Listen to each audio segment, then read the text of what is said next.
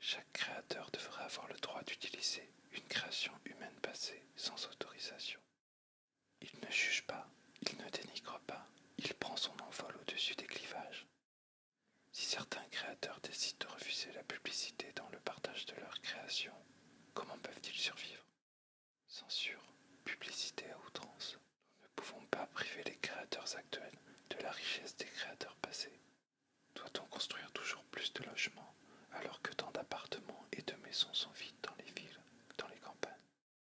Nous tuons peu à peu notre capacité à réfléchir et à réinventer en confiant notre destin entre les mains de faux penseurs.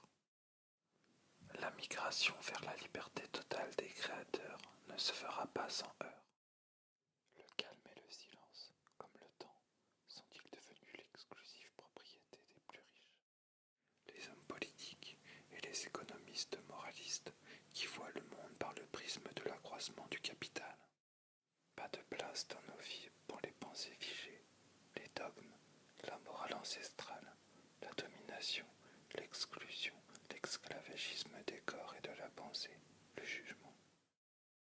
Avons-nous encore le droit à l'imprécision, à l'imaginaire? Est-ce que s'ouvre la lutte des imprécis insoumis? Dire, écrire, penser n'est pas faire. Qu'en est-il de l'ascenseur social des personnes à mobilité réduite? Nous devrions avoir le droit d'être pour plus de liberté individuelle, sans être anarchistes, sans être forcément contre, mais pour. Nous, êtres humains, avons le droit à la richesse du monde dans lequel nous sommes nés.